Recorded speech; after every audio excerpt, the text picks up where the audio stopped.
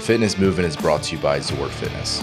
We offer coaching and individualized program design, as well as educational content for coaches and athletes. It's all at one place, zorfitness.com.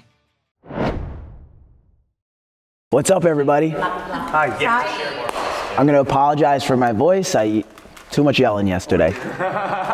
Pretty much happens every time I do anything. So, my lunch and learn topic, little less sciencey than Days, but we're going to be talking mindset. So, she did kind of a background, so I guess I'll do the same.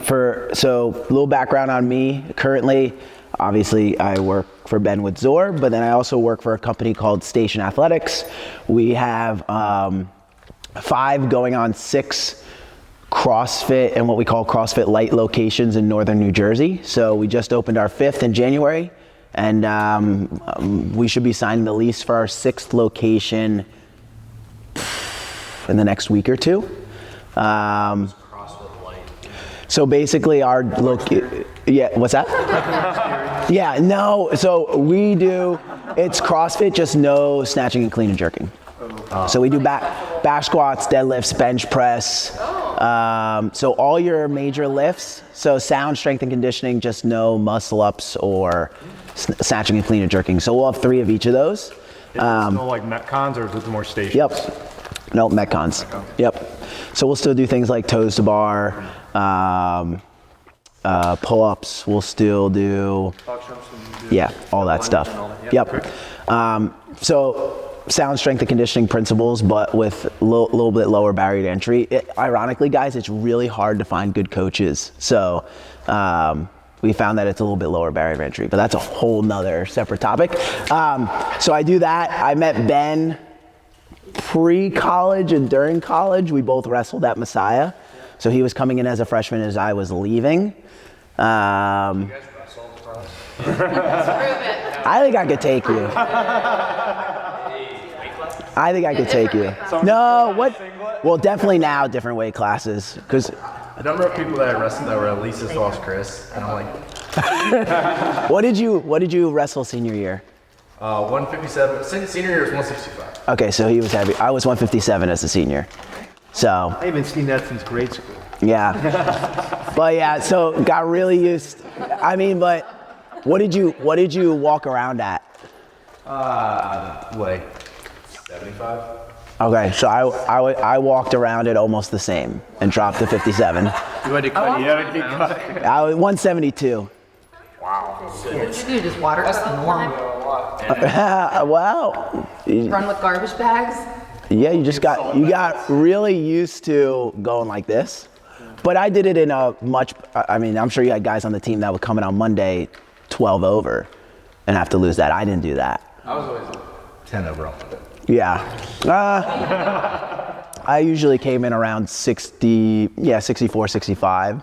But you get really good at just kind of like the ebbs and flows of weight, losing your water, and then cutting out some calories, and then rehydrating and refueling. But again, a whole nother separate conversation. But that's kind of my background. So mindset's something, guys, I got really into. I think started to explore during college, but a lot post-college. And a lot of that was around the fact that I felt like I had some certain strengths around wrestling, but then some certain weaknesses. And a lot of where I started going into this journey was around wrestling, because it's a very lonely sport. You have a team, but it's one guy by yourself against another guy. I can't tell you how many times, we were just talking about cutting weight, we would wrestle a tournament on Saturday. Sunday, I'd take my textbook, I'd hop on a bike with sweatpants on and ride for an hour. And I would study and ride a bike to make sure my weight didn't get too high. And you're by yourself. So it kind of gets forged there. But again, I think if I was to look back at my wrestling career, I think athletically there was a ceiling, and I don't think I got there because of weakness in my mindset. So a little bit of a mindset background, growth mindset versus fixed mindset. Anyone ever hear of the book Mindset by Carol Dweck? Have you read it? Really good. If you haven't read it, highly, highly, highly recommend you put it at the top of your list. So essentially, I think she pioneered the concept growth versus fixed. I could get that wrong, but she definitely popularized it. So growth mindset versus fixed mindset. Growth mindset is that things can change, basically the phrase, an old dog can't learn new tricks would fall under a fixed mindset. Okay, so fixed mindset, people think there's a ceiling on everything. You can only learn so much, you can only do so much, whereas growth mindset people are kind of the opposite. So I gave the examples of, man, I did not execute well in those chest bars would be growth mindset, because it's being honest, things did not go well, but they isolated it to the one instance, versus someone who might say, I'm just not a gymnastics person. This is now mapped onto who you are as an individual. You're not good at those things and you're never going to be. That's a fixed mindset. All right, so that's one concept. Another concept I go over a lot with people is, I can't tell you how many times I've used the phrase to my athletes, control the controllables. I think we even did a whole podcast on controlling the uncontrollables. And this is something where in CrossFit, how many times have you been in a competition, and it might have even been you, and you're in the corrals and you just hear people complaining about their judges, the lane they're in, the weather, things, my shoes are too tight, like just the wildest crap that has nothing to do with the fact that you got to do squat cleans and pull-ups. Nothing to do with it, right? And at the end of the day, it's honestly kind of a freeing feeling that if you are going to focus on controlling the uncontrollables, how little is actually in your control. And I tell my athletes, you are in control of your attitude and your effort. That's it. And if you can control these two things, especially when you get onto the floor, then when you get a no rep or your monitor doesn't work right, instead of throwing a royal fit and the workout going directly down the tubes, you're able to just say, okay, I had no control over that, but I can control the way I react to it and control the way the effort I put into the rest of this workout. And those tend to be the people that win workouts and win events. And then, like I said, not your control, the weather, the lane you're in, how long you wait in the corral, that's a big one, right? If you've ever been at a big competition, you warm up, you get a sweat going, and then you stand still for 20 to 30 minutes. A perfect example is like the people who went in like heat 2 today. Yeah. In the first session, they all got cold before they went. Yep. I was okay with it because it's like that's all happens all the time. And you guys, just to call Ben and Sam, I know you guys did fittest experience this past year, and that's a tough one. I did that a couple years ago because it's not only are you getting cold, but it's actually just cold out. So, I've competed not at Wadapalooza, which not that hard to stay sweating. It's in Miami, Florida, all right? It was 78, not 80 degrees. You go to fitness experiences in Texas in January, it was 32 when we woke up. I literally had to go to Dick's Sporting Goods and buy clothes because I was so friggin' freezing the whole time.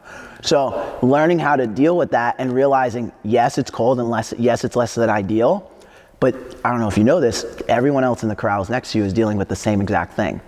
And so if everyone is dealing with the same exact thing, it's an even playing field. So learning to realize that and deal with it accordingly. That's super helpful for me is like, if I'm in a situation like that and it's crappy, I always think like, rather than like, oh, this is crappy, I'm like, if I feel this way, what are other people thinking? Right. And like, I'll be able to handle it better than they can. Right. Another one is observing versus judging. So are you able to simply observe certain outcomes or emotions without there being any judgment behind it? So essentially being able to observe the situation and saying this is what it is without saying this is what it is and it's bad, right? So like Ben said, if he has a situation that he thinks is crappy, right? Being able to say, man, it's cold outside, and that's the extent of it, and actually training your mind to just realize it's cold outside and that doesn't have to mean anything negative is super helpful in building a strong mindset. And then being process-oriented versus outcome-oriented. Personally, this was one I really struggled with because athletically I had certain goals I wanted to achieve, and I got really good at not riding the highs and really good at riding the lows to the depths. So it's it's really easy to say, fall in love with the process, right? But it's really hard in execution. But for the folks who are able to do this and not be tied to the outcome, it's super helpful. So I don't know if you guys,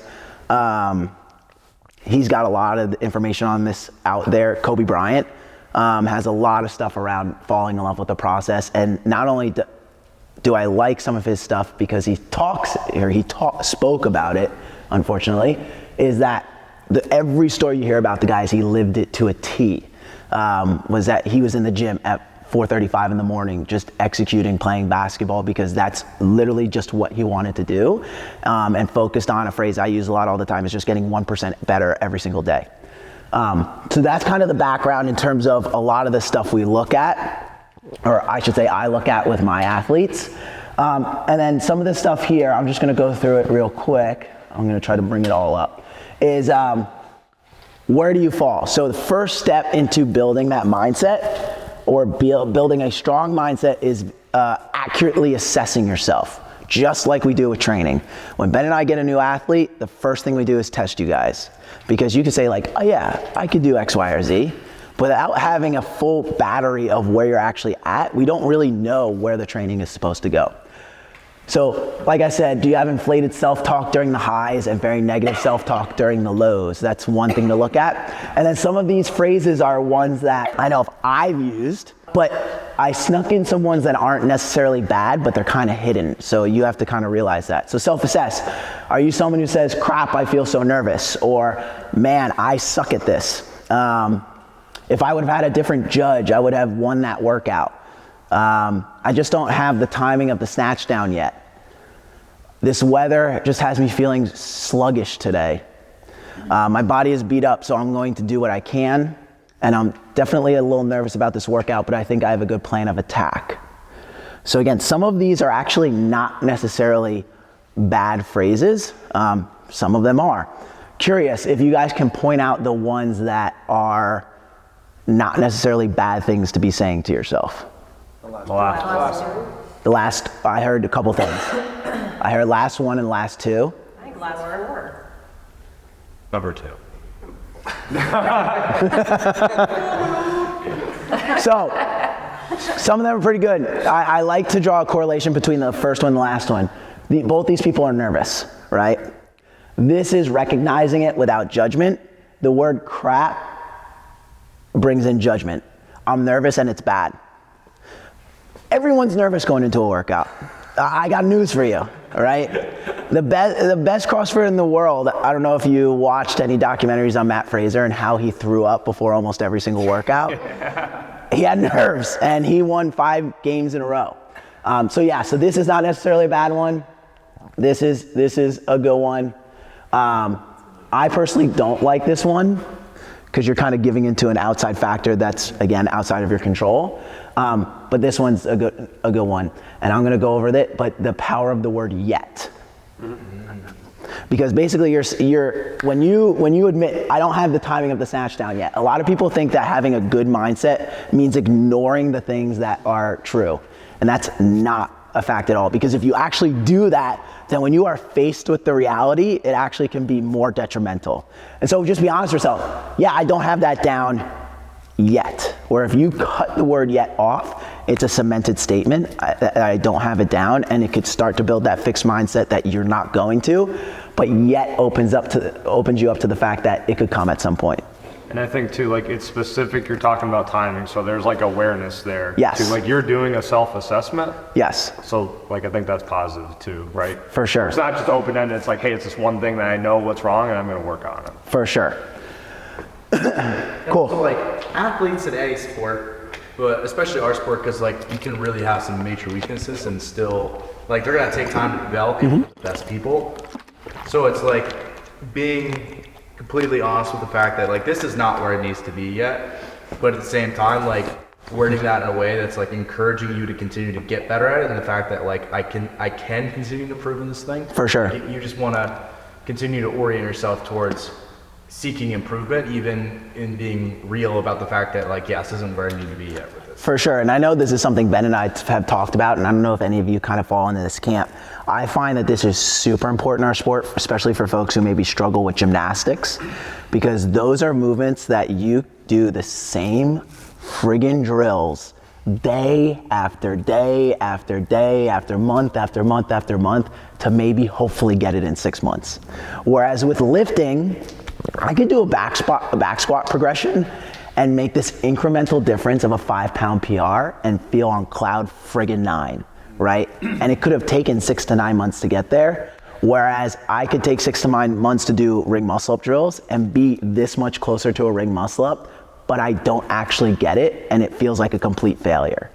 So I find that in the sport, those are the folks that really need to work on this, because it can be really, really hard to not get that stuff. Especially when you got people like Ben who probably did it first time he tried. Not the very first.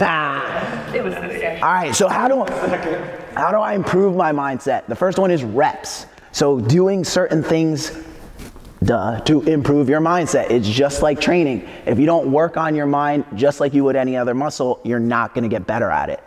One of the things that I've done in the past is writing down the thoughts you have. So you'll be in an emotional moment.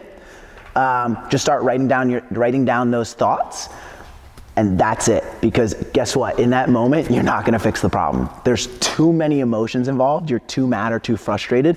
I've been so mad that I've been ready to punch a hole in the wall. Nothing's getting fixed at that point in time, right? So being able to essentially, I'm blanking on what the exact phrase is, but thinking about your thoughts. So writing them down, what's that? Metacognition? Yes, thank you. Asking yourself what is going through your mind, and then assess your answers at a later time when the emotions are removed. And then being able to recognize when doing that over time, guys, is going to help you to recognize when those thoughts pop up again. And then you're going to be able to train certain mantras or things to say to yourself to revert those thoughts. Develop calming mechanisms. We did breath work yesterday. That stuff I know I have used to calm in the past. The box breathing, I know from reading and looking at things, the Navy SEALs will use that to calm their nerves down in high stress situations. And those are people who are sitting in sniper nests looking to kill people like Osama bin Laden. So if they're using it to calm their nerves down, I think if we're nervous about a snatch, we could probably do the same thing, right? So learning to box breathe, and if you wanted to really try this, if you wanted to take 3 to 5 minutes to do it, not right now, take your heart rate before and after, and you'll actually see that number drop. And so doing stuff like that when you feel yourself getting nervous or anxious or starting to get to a heightened state than you should be, utilizing those tactics to bring yourself down, because what that does, to be a little sciencey, is brings the blood back to what's called your prefrontal cortex, which is the part of your brain that does cognitive thought and problem solving. When you're in a fight or flight, stuff pulls away from that because your body thinks you're trying to survive a tiger that wants to kill you. We haven't had one tiger here, so I mean, I haven't. Last I talked to Ben and Stacy, no tigers, so we don't need to feel that way. What was that? What was that? Taking a dump. We've had some intruders. Oh, okay. We talked about this, but learning to use the word yet is super important. Looking at everything as feedback and an opportunity to learn. So again, just to reflect back on myself, when I was wrestling, I was really good at taking a failure and reflecting it internally without realizing it and saying that I was a failure because I failed. Not great. Don't 10 out of 10 don't recommend. So being able to use it as, again, being honest, I failed in this instance, but that doesn't mean I'm a failure, and taking the feedback of where did I go wrong and how can I improve upon that to be better going forward, puts you in a problem-solving mindset as opposed to a very negative mindset. This is also a big one, super straightforward, is don't complain. Anyone ever been around someone who you would say is a complainer? That's their way of communicating, is to walk into the office and be like, you should hear about the weekend I had. Personally, this guy. Yeah. Personally, I recognize is like what that does for me is it brings my entire mood down. And now I'm in a bad mindset. And so realizing that complaining does nothing and realizing that sometimes people who tend to complain behind the veil of venting. I'm just venting. No, bro, you're complaining. So you know what? Why don't you do me a favor and take that somewhere else? All right? Don't vent by yourself. And then this is a tactic I stole from a therapist, is using the term "so what." So saying a phrase like, "Man, I'm really upset about how session 3 went at Zor camp," and she would say to that person, "So what? What came of that? What does that do for you?" And what that does is start to unravel the underneath judgment of that statement. I'm really upset with how session 3 of Zor camp went. So what? Well, because, I was trying to learn a new movement. I was trying to do those pullovers and I was really struggling, and I was the only one struggling in the entire group. So what?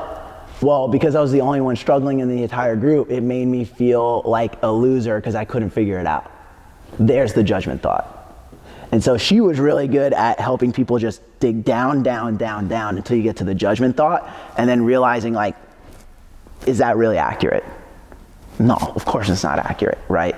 And so being able to then undo that and then ravel it back up is gonna allow you to remove some of those emotions when something doesn't go well for you. Now, I know a lot of this stuff is like, can come across as like woo-woo and like, a lot of internal work. Yeah, it is. But I know for folks who want to do some of the things on this page, it's super important. It's the great separator, right? A cool head means more points, better results, more fun, and an overall better life experience, right? And for me, I can speak to it very directly because I know that happened to me. Like, I know I've seen in competition people who lose their crap and people who are able to, stay the course. They're able to score more points and do better in the workouts. They're able to get better results. For me, this was also a big one. At the end of the day, guys, like, this is supposed to be fun. We're, by general society, kind of weird because we put ourselves into physical pain for fun, but it's supposed to be fun. None of us are getting a paycheck because we're doing snatches and clean and jerks. It should be fun, and that's what drew us into the sport in the first place. Wow. I saw Ben, big check. He hasn't even deposited the big check yet. It's just sitting there. Dad joke. Anyways, so it should be fun. And when you're losing the fun, then it starts to feel like a job. And when it starts to feel like a job, you start missing sessions, you start making excuses for why you don't want to go into the gym. So if you can develop this mindset, you can truly learn to have fun each and every day. And if you're doing those things, you're going to get better results over time. An overall better life experience, mentally tough people can overcome the ups and downs while forging forward towards a goal. And this is, again, going to map to more than just the gym. I mean, at the end of the day, guys, the gym and what we do in CrossFit can be a microcosm for life. You're super young, you'll learn that. Because I'm sure a lot of you know, like, life's gonna punch you in the mouth way more than workouts in the gym are. And so being able to use this as a mechanism to learn these things, when you hit things that are super hard outside of the gym, you can then use those for those things as well. So I know this is like a super deep topic, but it's one that I'm super passionate about because of the fact that I've seen, like, one of my biggest things in athletics was seeing people with like a ton of physical talent go unrealized because they're just mental midgets. And it like irked me to my core. And so this is why this is super important to me. Chris, how do you think about this kind of thing? This is the macro level, at the micro level within an individual training session. Yeah, good question. So I use it a lot with my athletes when someone is feeling super beat up, or, I have without using names, I have an athlete right now prepping for quarterfinals who December lost her father. Then her husband had Achilles surgery, so she was, basically caretaking, because he was on like one of those wheelie, scooters. And then right before the Open, her mother went into the hospital.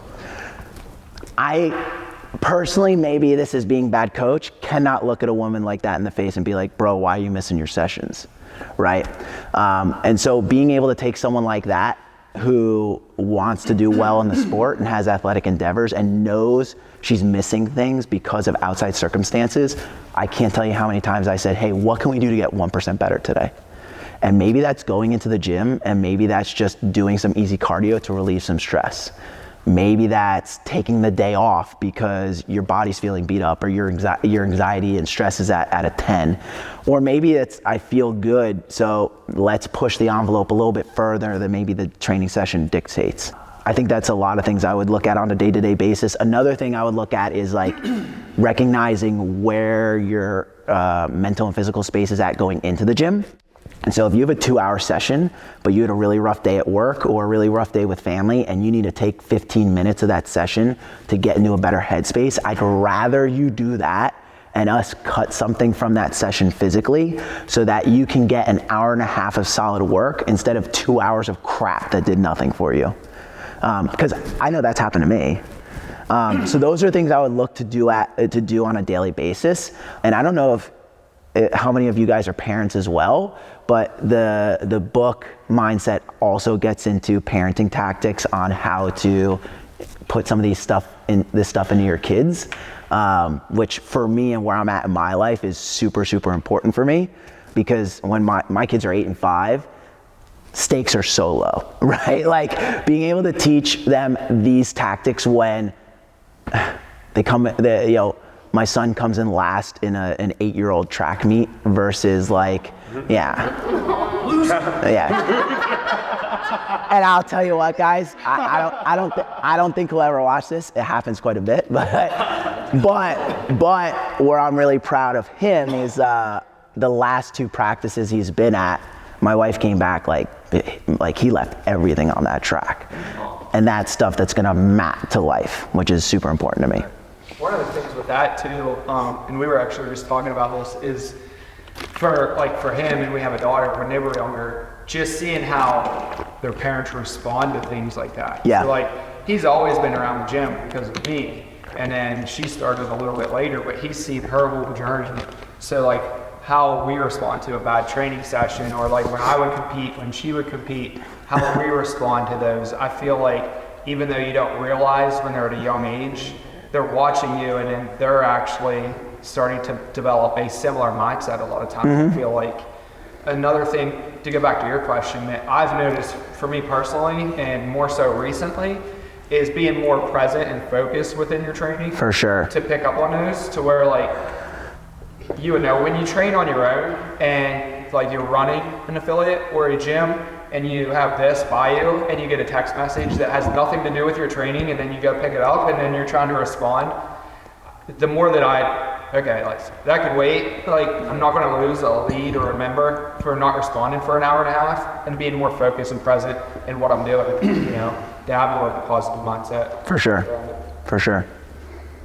I guess as a coaching high-level athletes, when it's a bad training day, how do you mentally coach them through either during it or at the end of it? Because not every training session is going to be great, but sure. How do you take I guess get them to think more of the positive? So the first question I always ask when someone says it was a bad training day is, why was it a bad training day? What made it bad?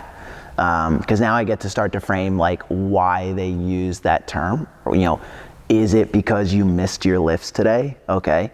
And then learning, and then trying to walk through, okay, hey, you thought it was a bad training session because you missed your lifts. Did anything positive happen in this training session? See if there's anything positive they could pull out of the training session.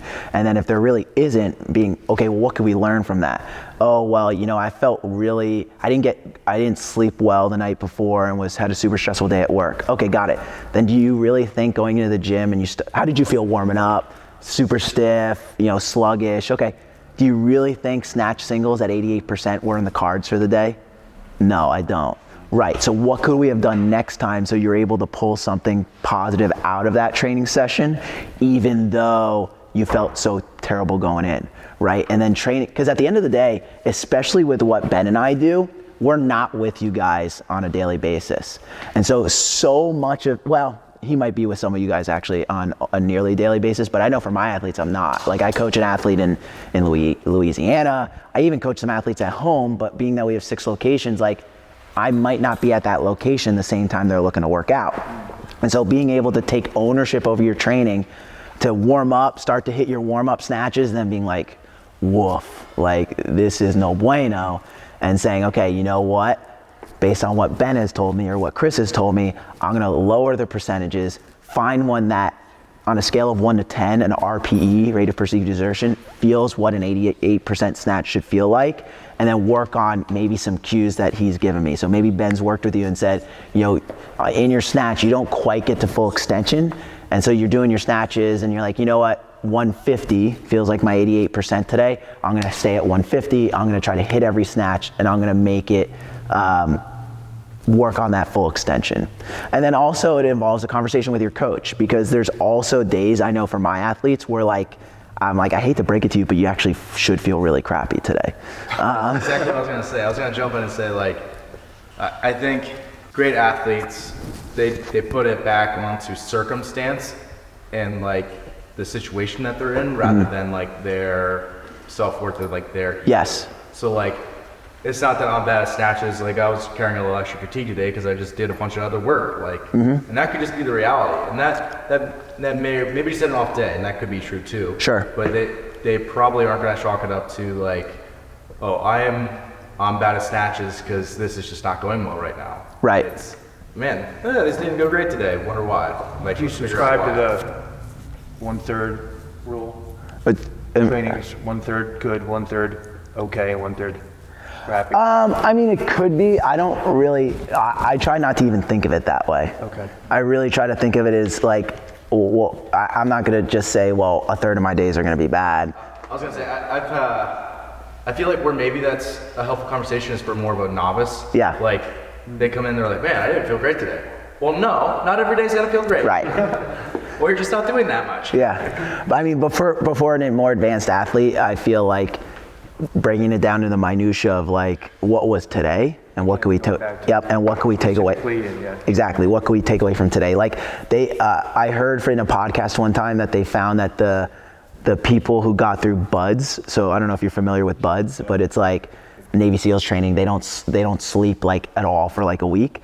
The people who were super successful when they're doing bear crawls for a mile on the beach is they're focused on the next step, and then the next step, and then the next step. And then the people who are focused on the fact that they're a quarter mile into the mile end up quitting. Yeah. And so being able to just zone in, kind of like you said, being present and like, where am I at right at this second, instead of being like, I have so far to go to the goal, that's daunting, but like doing this back squat is much less daunting. And now, bring on the Berkeley show. That's right.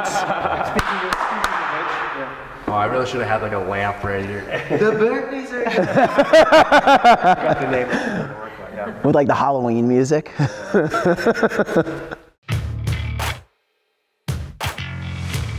Thanks for listening today. If you're someone who just started listening to the show, I would encourage you to subscribe so you can stay up to date. If you're someone who's been listening for a while, I would encourage you to rate and review the show. And lastly, the best thing that you can do to support our work is also the best thing that you can do for your performance. And that is by hiring one of our coaches. Until next time, stay the course.